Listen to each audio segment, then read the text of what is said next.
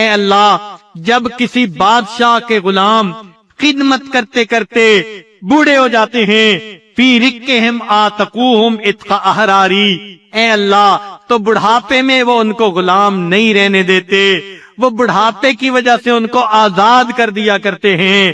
وَأَنْتَ يَا سَيِّدِي أَوْلَى بِذَا کرما، اور اے میرے سردار تو اس بات کا زیادہ مستحق ہے۔ قد شبت فی الرق فاتکنی من الناری، اللہ آپ کا نام لیتے، خدمت کرتے، کلمہ پڑھتے، بوڑھے تو ہم بھی ہو گئے ہیں، بال سفید ہو گئے ہیں، اللہ آپ بھی ہمیں گناہوں سے معافی عطا کر دیجئے اور جہنم کی آگ سے ہمیں بچا لیجئے۔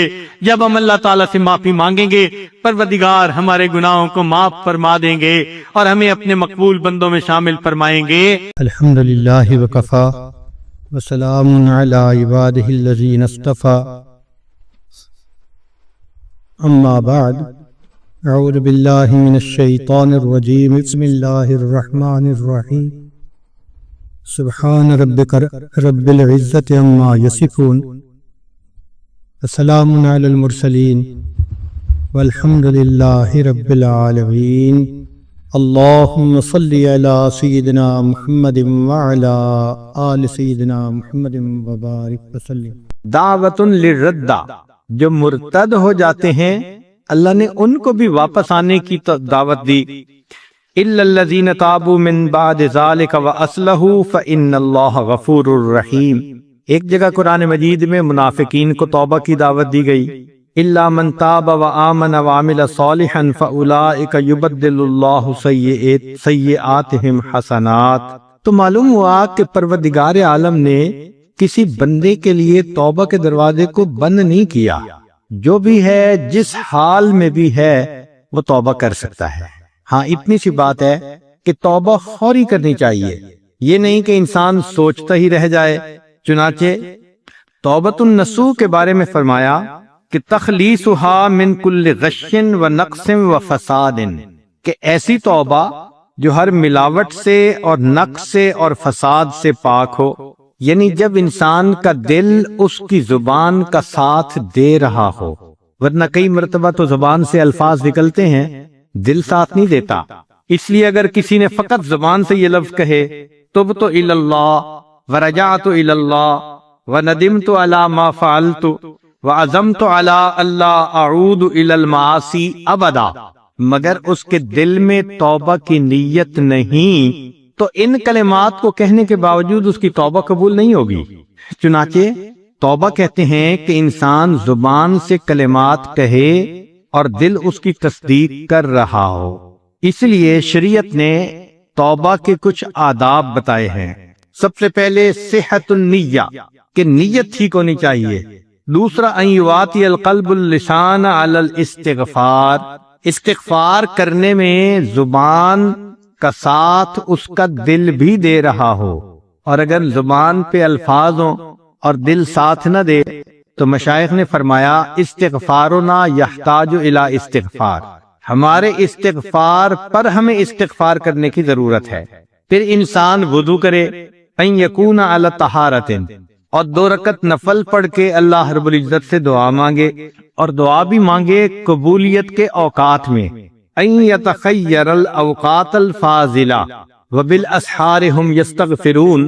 ہمارے اکابر سحری کے وقت استغفار کرتے تھے، اس لیے یعقوب علیہ السلام نے اپنے بیٹوں سے کہا تھا سوف استغفر لکم ربی، میں اپنے رب سے تمہارے لیے استغفار کروں گا، مقصد یہ کہ تہجد کے وقت استغفار کروں گا۔ پھر انسان اپنے لیے بھی دعا مانگے اور سب ایمان والوں کے لیے، ربنا اغفر لی ولوالدی وللمؤمنین، یہ دعا سکھائی گئی۔ چنانچہ جس بندے نے گناہ کیا وہ کہے یا رب استر علیہ، اللہ میرا پردہ رکھ لیجئے۔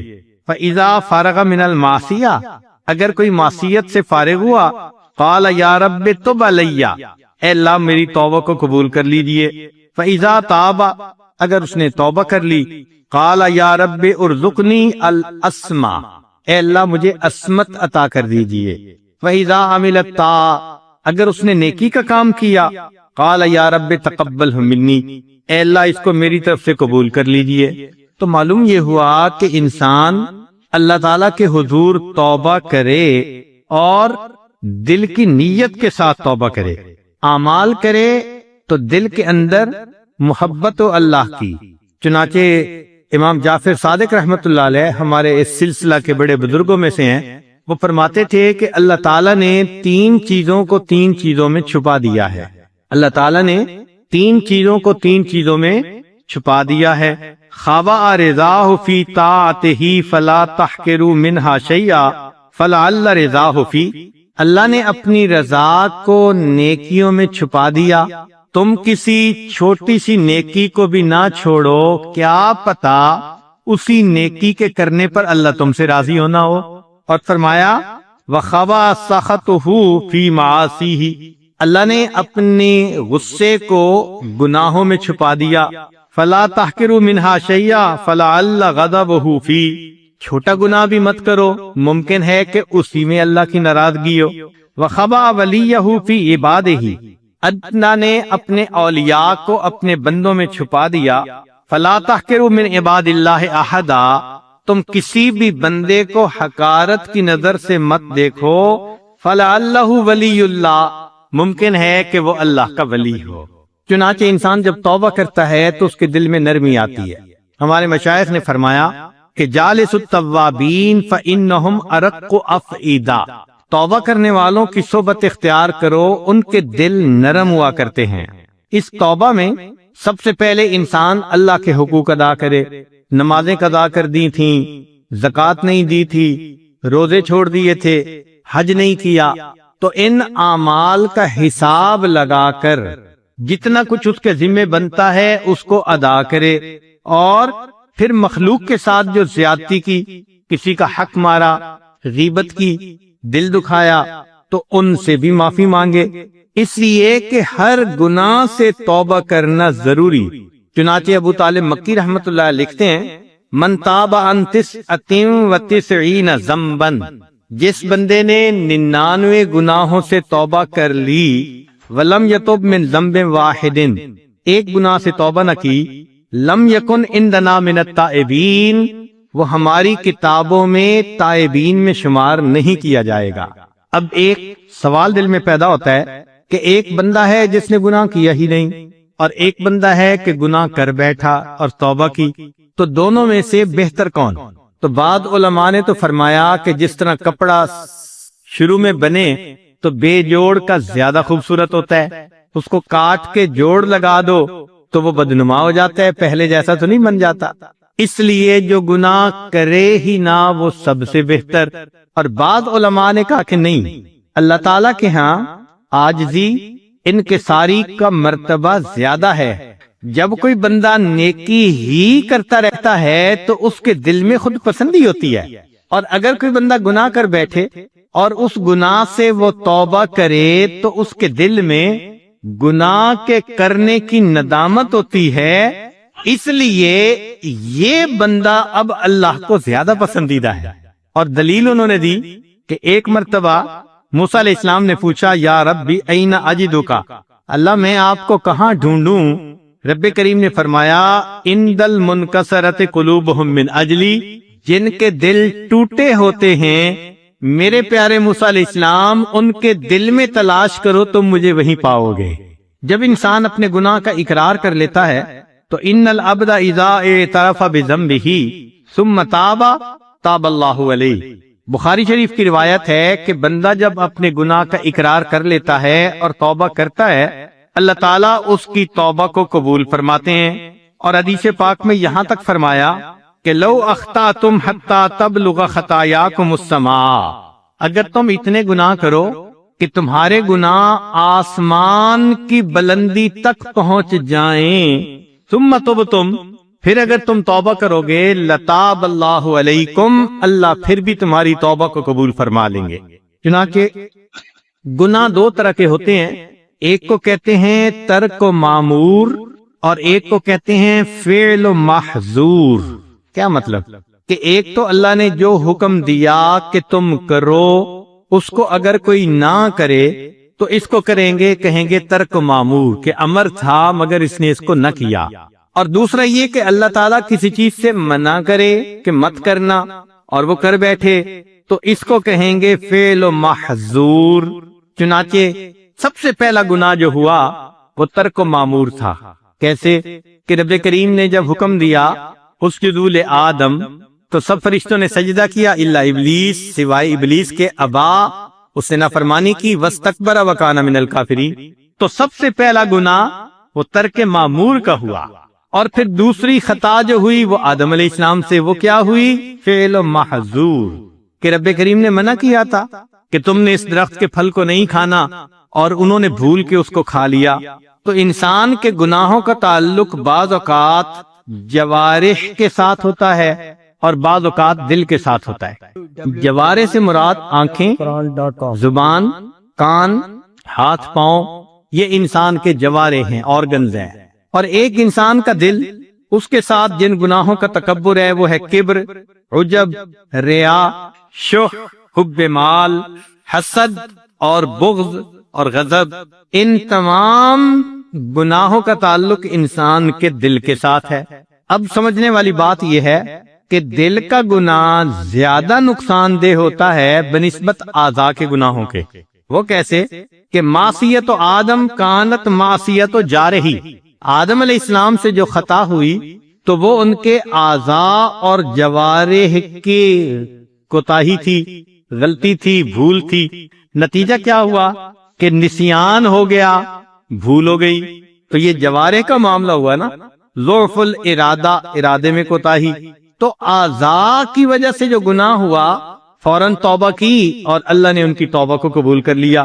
لیکن جو ابلیس کی معصیت تھی کانت معصیت قلب، وہ دل کی معصیت تھی۔ کیوں؟ اس نے تکبر کیا تھا، انا خیر منہ، میں بہتر ہوں۔ اور یہ دل کی جو کوتاہی ہوتی ہے فکانت غائرتن متمکنتن، زیادہ گہری، ساکنتن فی اعماقہ، دل کی گہرائیوں میں ہوتی ہے۔ لہذا اس کا نتیجہ کیا ملا کہ رب کریم نے فرمایا فخرج منہا فانک رجیم۔ اور ذکر و سلوک کا بنیادی مقصد جوارح کے گناہوں سے بھی بچنا، مگر اس سے بھی زیادہ دل کے گناہوں سے بچنا، کیونکہ جن گناہوں کا تعلق دل سے ہے وہ مہلکات۔ اسی لیے حضرت اقدس تھانوی رحمۃ اللہ علیہ سے پوچھا گیا کہ تصوف کا مقصود کیا ہے، تو فرمایا کہ تصوف کا مقصود یہ ہے کہ انسان کے رگ رگ اور ریشے ریشے سے گناہوں کا کھوٹ نکل جائے۔ اب اس میں کچھ گناہ ایسے ہوتے ہیں کہ جو جاری ہو جاتے ہیں، لہذا ان کا گناہ بھی زیادہ۔ مثال کے طور پہ بدعت پہ عمل کرنا، اسی لیے نفس گناہ کرواتا ہے لذت کی خاطر، مگر شیطان ایسے گناہ کو پسند کرتا ہے کہ جو انسان گناہ کرے اور اس سے توبہ کی توفیق بھی نہ ہو۔ اب جو آدمی کسی بدعت پہ عمل کر رہا ہے تو وہ تو اس کو نیکی سمجھ رہا ہے، توبہ کیسے کرے گا؟ اسی لیے مجدد ثانی رحمت اللہ علیہ نے حدیث مبارکہ لکھی کہ جس قوم میں کوئی بدعت آ جاتی ہے اللہ تعالیٰ اس کے مقابلے کی ایک سنت کو اٹھا لیتے ہیں، پھر اس قوم کے اندر قیامت تک سنت نہیں لوٹائی جاتی۔ اسی لیے جو سالک آگے بڑھنا چاہے وہ تمام بدعات سے اپنے آپ کو بچا لے۔ اور ایسے گناہ جو انسان کے مرنے کے بعد بھی جاری رہتے ہیں، مثال کے طور پہ آدم علیہ السلام کے ایک بیٹے نے اپنے بھائی کو قتل کیا، تو قتل کرنے کا ایک عمل شروع ہوا انسانوں میں، قیامت تک جو قتل کرے گا قاتل کو تو اس کا گناہ ہوگا، لیکن ابتدا کرنے والے کو بھی اس کا گناہ ہوگا، کیونکہ اس نے ایک عمل کو جاری کر دیا۔ اسی لیے ایسا عمل کرنا کہ جس کا فساد مرنے کے بعد بھی چلتا رہے، یہ انسان کے لیے اور بھی زیادہ نقصان دہ ہوتا ہے۔ کئی مرتبہ ایسے ہوتا ہے کہ گناہ کی ابتدا چھوٹی ہوتی ہے، انتہا بڑی ہوتی ہے۔ اول ذنب ابلیس معصیت، ابلیس کے گناہ کی ابتدا معصیت تھی، وآخرہ کفر، اور اس کی انتہا کیا تھی؟ کفر تھی۔ اور اول ذنب قابیل شہوت، قابیل کے گناہ کی ابتدا شہوت تھی، وآخرہ شقوت، اور آخر میں اس کو شقاوت نصیب ہوئی۔ اسی لیے انسان کو چاہیے کہ وہ گناہوں سے بچے اور جتنے نیک اعمال کر سکتا ہے اتنے کرے، الاعمال تشفع لصاحبها عند اللہ وتذکر به اذا وقع فی الشدائد، بندے کی نیکیاں اس کے گناہوں کو مٹا دیتی ہیں.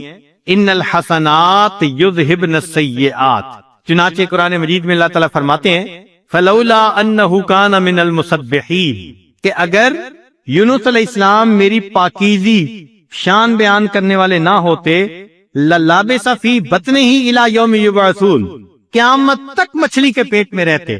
تو مچھلی کے پیٹ سے نکلنے کا سبب ان کا تسبیح پڑھنا بن گیا کہ انہوں نے کہا تھا لا الہ الا انت سبحانک انی کنت من الظالمین.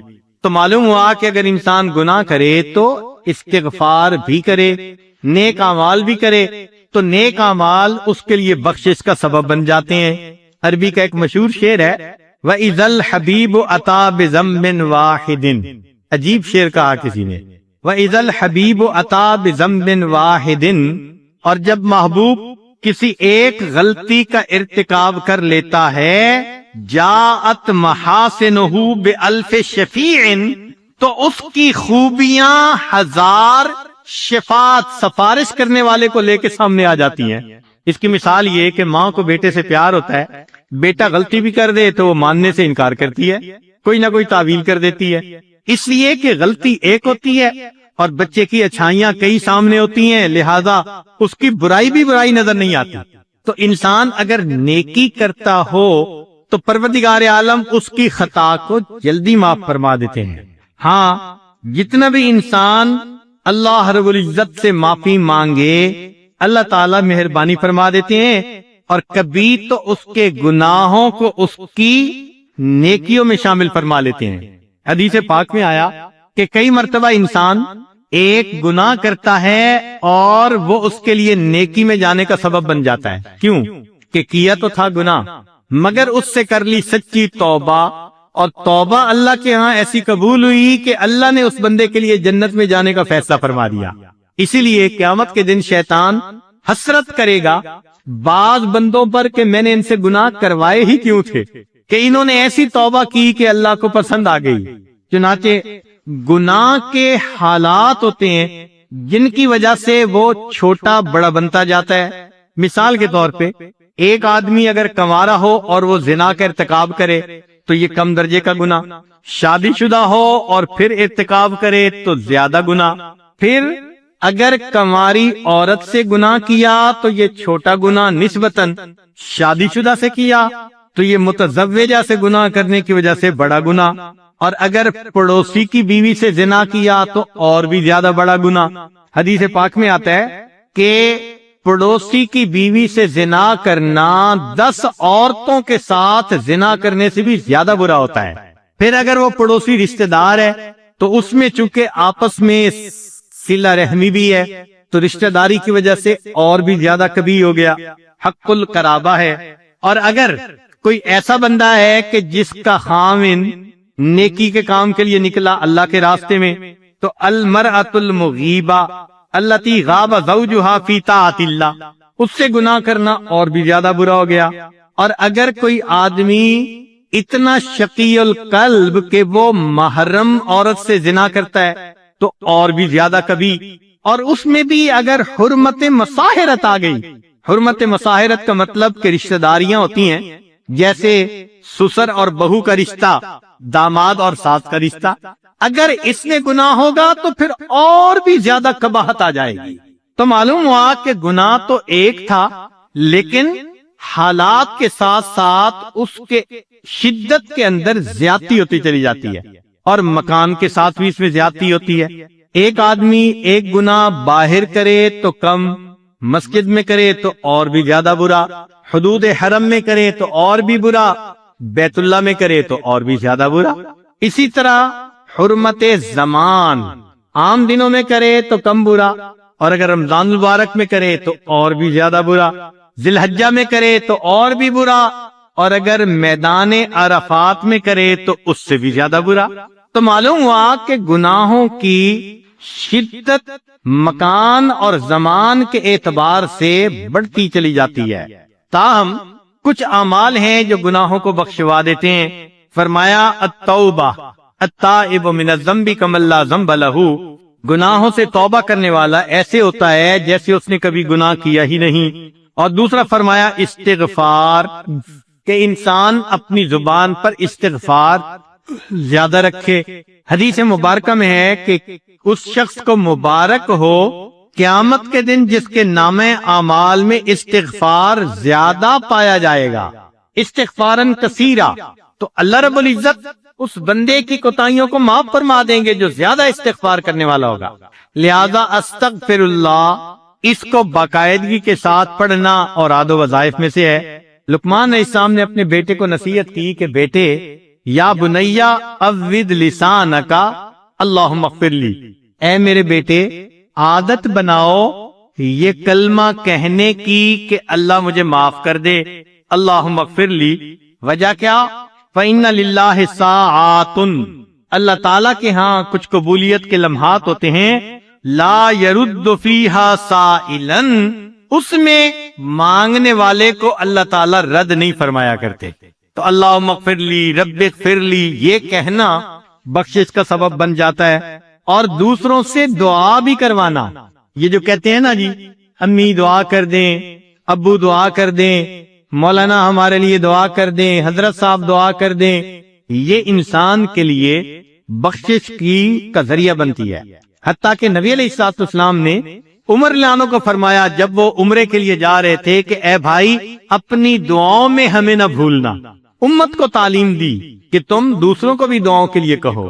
اب غور کیجئے، بات بڑی عجیب ہے کہ کان عمر رضی اللہ تعالی عنہ یطلب من الصبیان الاستغفار ویقول انہم لم تذنبوا۔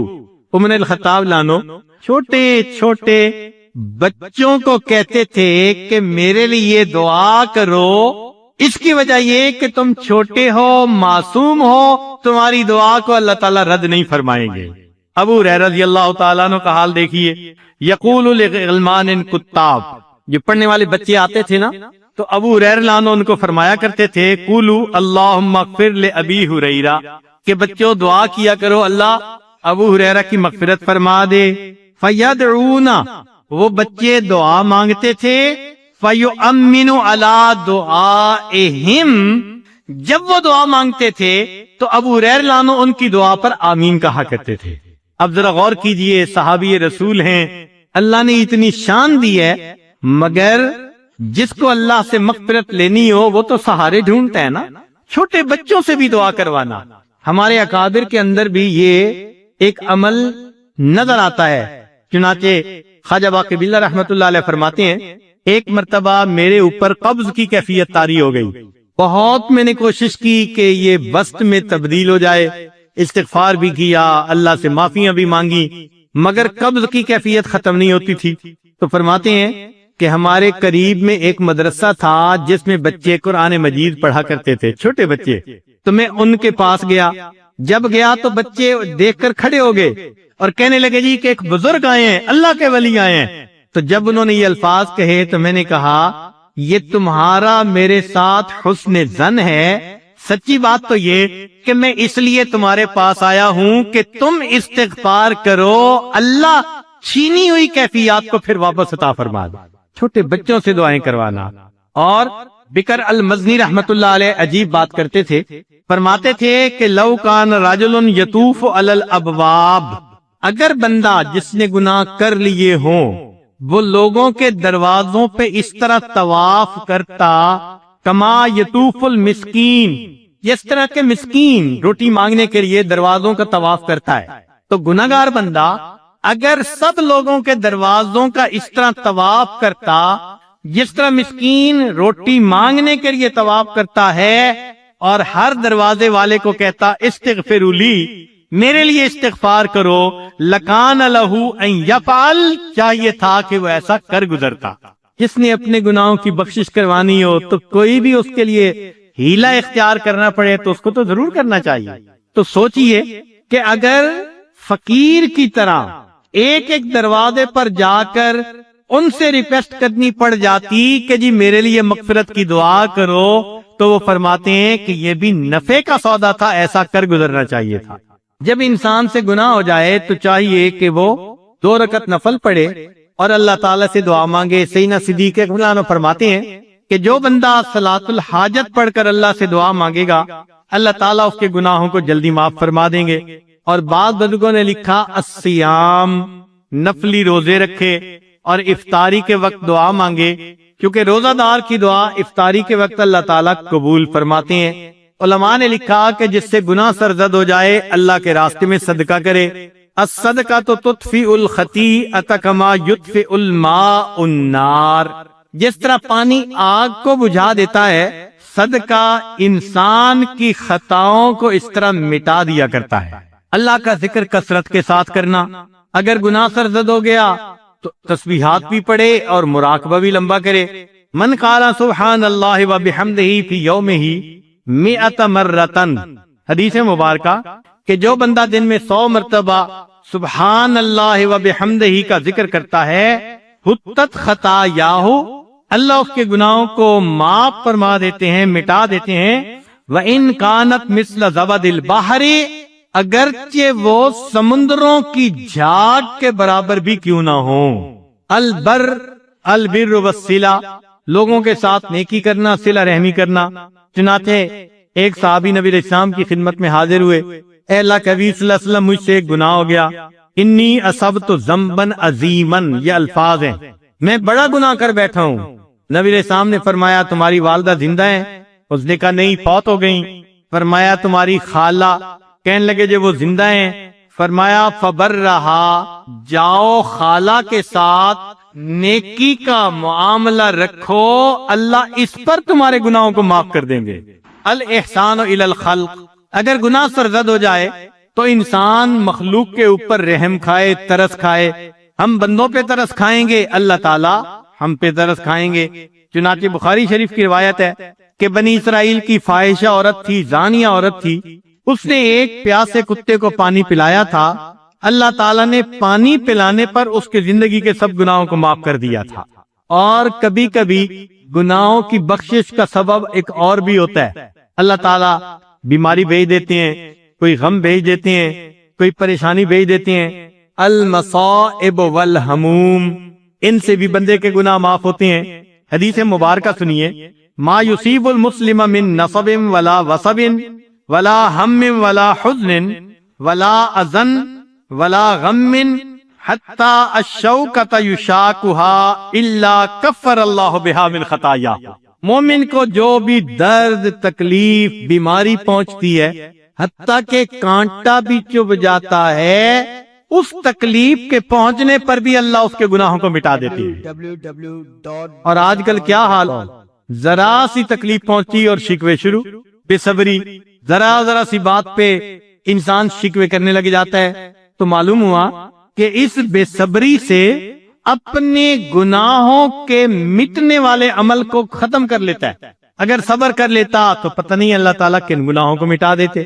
اس کی مثال یوں سمجھیے کہ ماں کو اپنے بیٹے سے محبت ہوتی ہے، وہ بچے کو گندا نہیں دیکھ سکتی۔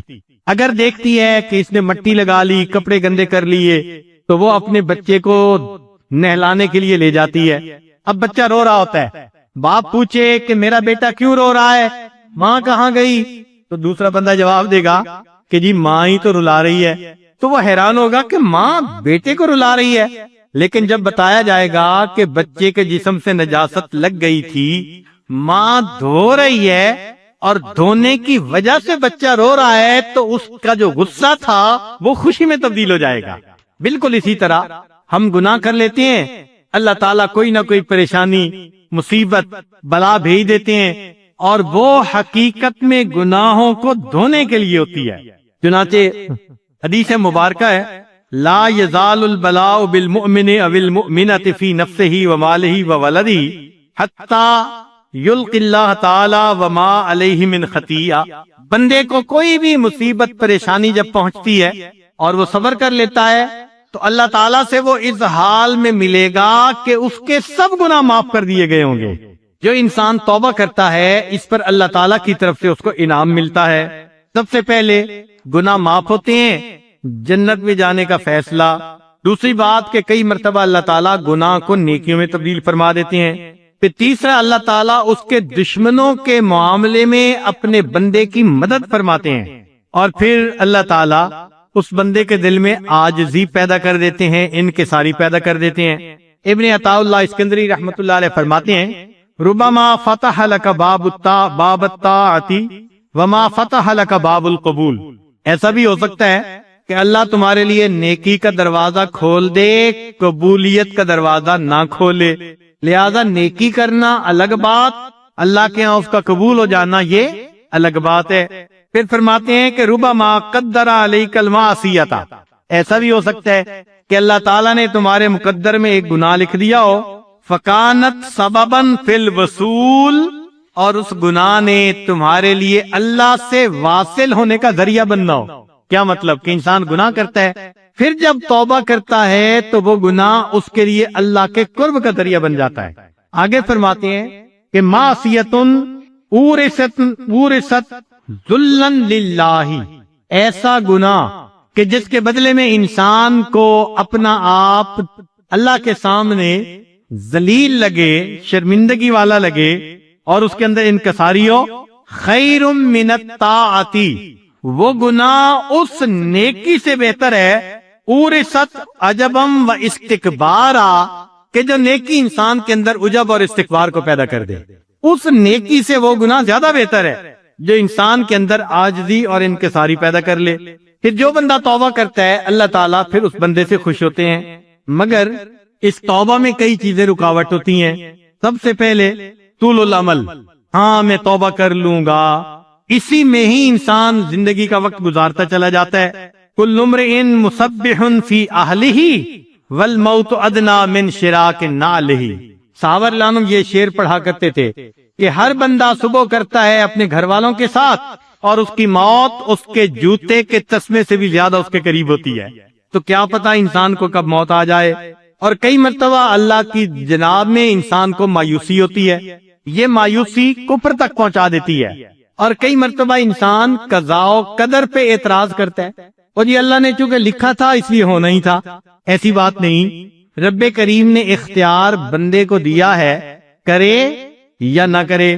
چنانچہ ایک آدمی نے گناہ کیا، ان رجلا وقع فی معصیۃ فقام یناجی ربہ قائلا، گناہ کر کے وہ اپنے اللہ کے سامنے یہ کہنے لگا، الہی انت قضیت انت قدرت انت حکمت، اللہ تو نے یہ گناہ مقدر میں لکھا تھا، تو نے اس کا فیصلہ کیا تھا، آپ ہی نے تقدیر بنائی تھی۔ فسمع صوتا یقول لہ، آواز آئی، کہنے والے نے کہا، ھذا حق الربوبیہ، میرے بندے میں نے تیری تقدیر بنا کر ربوبیت کا حق ادا کیا، فَأَيْنَ أَدَبُ الْعُبُودِيَّةِ، عبودیت کا ادب کہاں ہے؟ بات اس کو سمجھ آ گئی، کہنے لگا، الہی انا عصیت وانا اسرفت وانا ظلمت، اللہ میں نے گناہ کیا، میں نے اسراف کیا، میں نے اپنی جانوں پہ ظلم کیا۔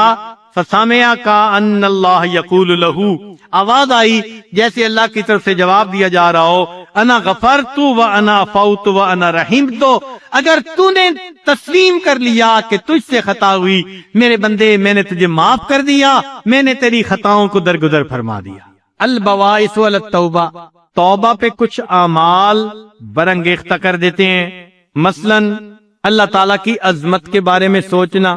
چنانچہ عطاء اللہ اسکندری رحمۃ اللہ علیہ فرماتے ہیں، ان اردت ان یفتح لک باب الرجاء فاشہد ما منہ الیک، اگر تو اپنے اوپر امید کا دروازہ کھولنا چاہے تو اس بات پہ غور کر کے اللہ کی تیرے اوپر نعمتیں کتنی ہیں، جتنا سوچیں گے اتنا امید اور بڑھے گی، اللہ کی اتنی رحمتیں، اتنی نعمتیں، لہذا دل میں اللہ سے امید بڑھ جائے گی۔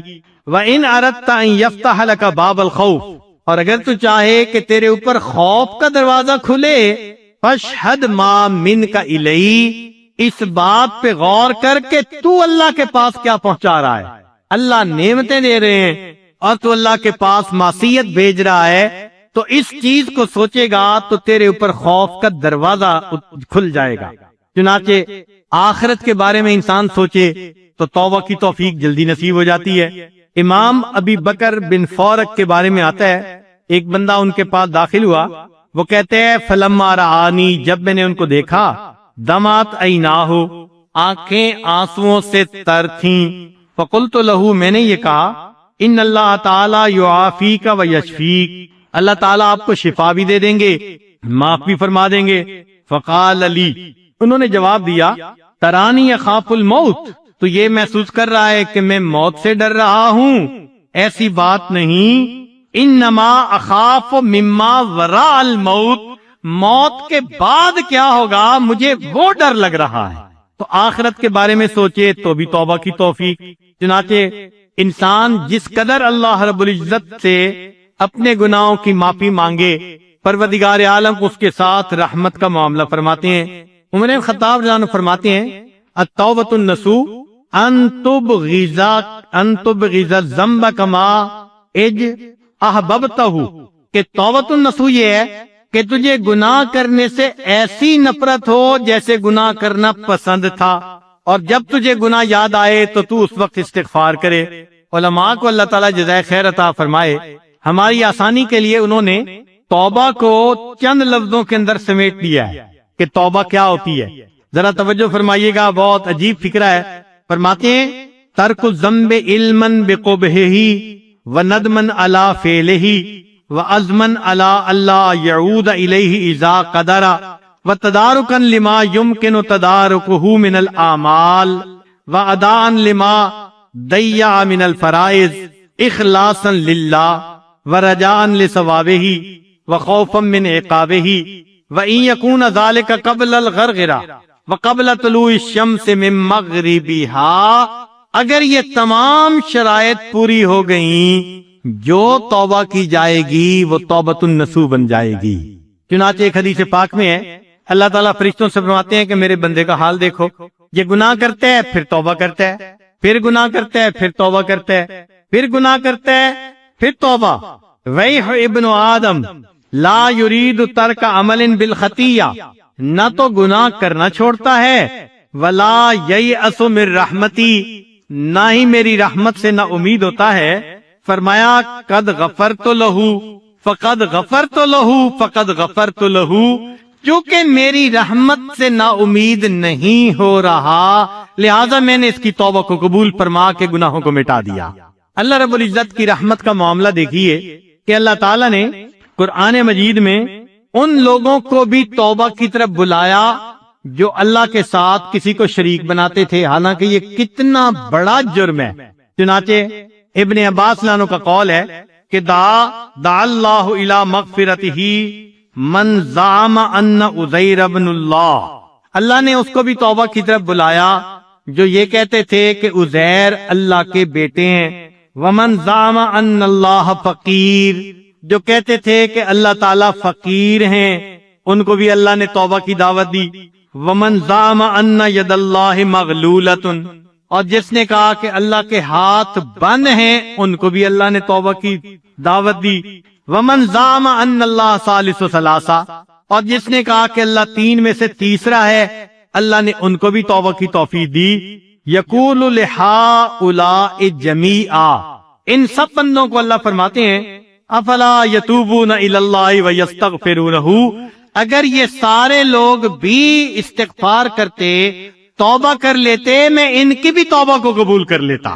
پھر اس سے بھی اگلی بات، قرآن مجید کی ایک سورت میں اللہ نے کچھ ایمان والوں کا تذکرہ کیا اور یہ بھی کہا کہ ان ایمان والوں کو دشمنوں نے قتل کر دیا۔ اب جنہوں نے قتل کیا وہ کتنے بڑے مجرم، قاتل اور دوسرا ایمان والوں کے۔ اللہ تعالیٰ ان قاتلین کو فرماتے ہیں کہ ان الذین فتنوا المؤمنین والمؤمنات ثم لم یتوبوا۔ حسن بصری رحمت اللہ علیہ اس آیت کو پڑھا کرتے تھے، فرماتے تھے انظروا الی ھذا الکرم والجود، اللہ کے کرم اور اللہ کے جود و سخا کا اندازہ لگائیے۔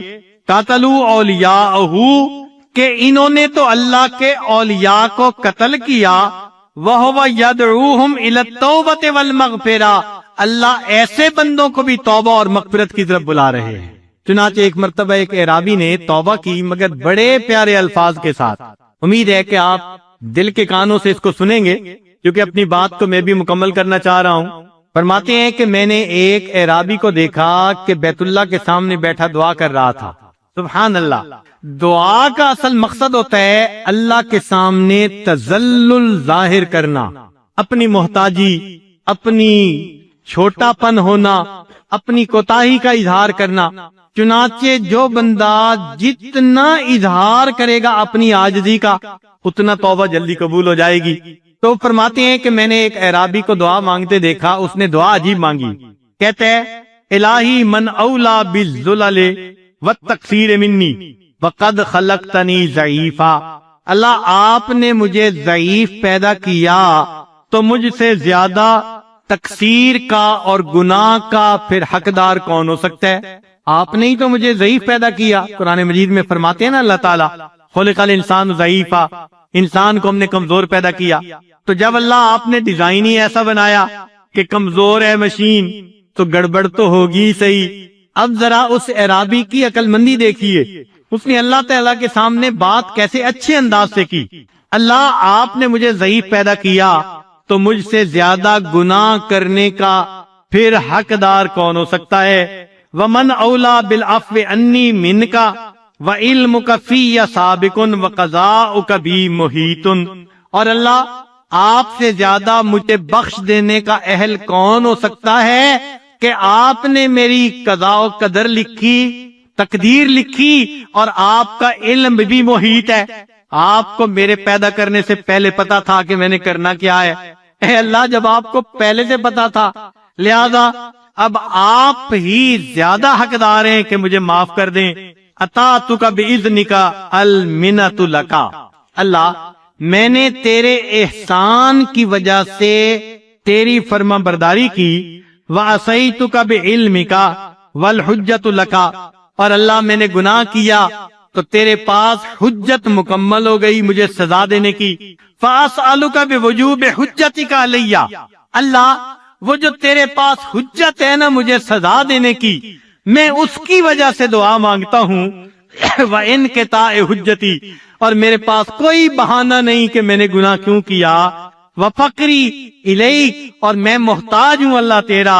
وغناک انی، تو مجھ سے مستغنی ہے. اللہ فاغفرت لی، اے اللہ تو میرے گناہوں کو معاف فرما دے.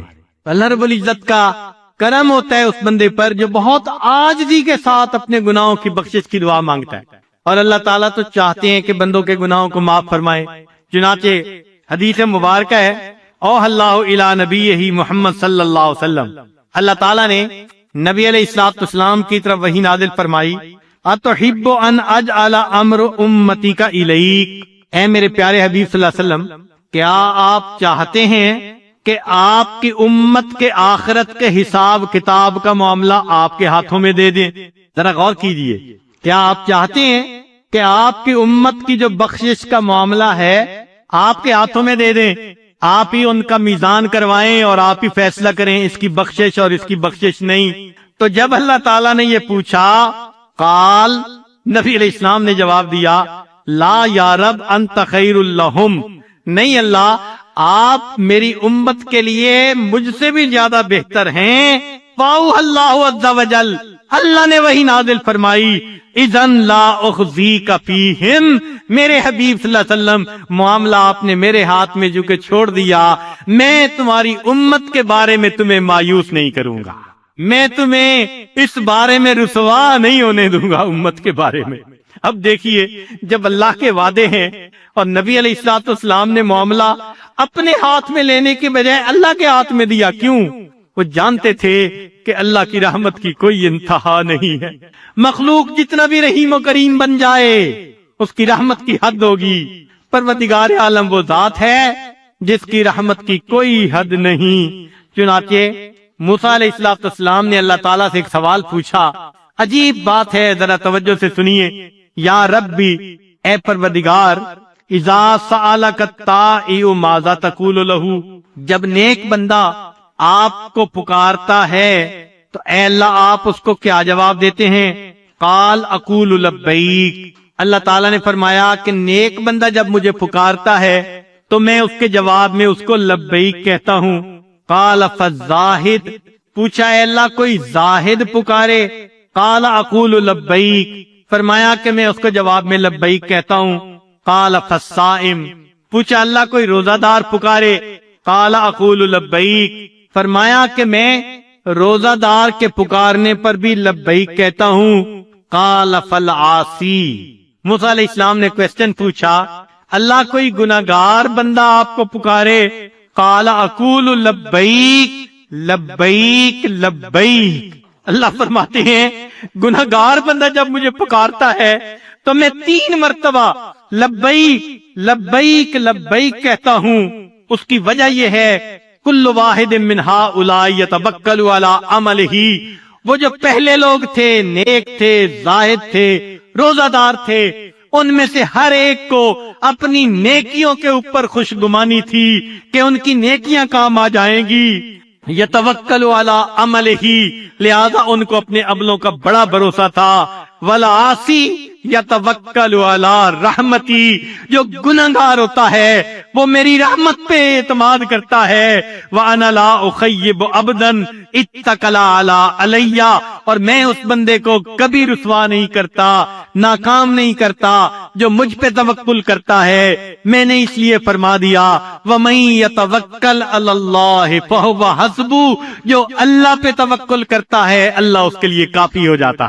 اللہ اکبر کبیرہ، وہ پروردگار کتنا کریم ہے جو ہمارے گناہوں کو بخش کے خوش ہوتا ہے، اور بخشنے کے لیے اس نے دروازے کھولے ہوئے ہیں۔ آج کی اس مجلس میں ہم اپنے گناہوں سے سچی پکی توبہ کریں اور اللہ تعالیٰ سے دعا مانگیں۔ الہی، زندگی گزرتی جا رہی ہے، آپ ہم پر رحمت کی نظر فرما دیجئے، گناہوں سے سچی توبہ عطا فرما دیجئے۔ کہنے والے نے کہا ان الملوک اذا شابت عبیدہم، اے اللہ جب کسی بادشاہ کے غلام خدمت کرتے کرتے بوڑھے ہو جاتے ہیں، فی رکہم آتقوہم اتق احراری، اے اللہ تو بڑھاپے میں وہ ان کو غلام نہیں رہنے دیتے، وہ بڑھاپے کی وجہ سے ان کو آزاد کر دیا کرتے ہیں۔ وَأَنْتَ يَا سَيِّدِي أَوْلَى بِذَا کرما، اور اے میرے سردار تو اس بات کا زیادہ مستحق ہے۔ قد شبت فی الرک فاتکنی من الناری، اللہ آپ کا نام لیتے، خدمت کرتے، کلمہ پڑھتے، بوڑھے تو ہم بھی ہو گئے ہیں، بال سفید ہو گئے ہیں، اللہ آپ بھی ہمیں گناہوں سے معافی عطا کر دیجئے اور جہنم کی آگ سے ہمیں بچا لیجئے۔ جب ہم اللہ تعالیٰ سے معافی مانگیں گے پروردگار ہمارے گناہوں کو معاف فرما دیں گے اور ہمیں اپنے مقبول بندوں میں شامل فرمائیں گے۔ پروردگار عالم آج کی اس مجلس میں ہمارے گناہوں کو معاف فرما کر اللہ تعالی ہمیں اپنے مقبول بندوں میں شامل فرمائے۔ وآخر دعوانا ان الحمد للہ رب العالمین۔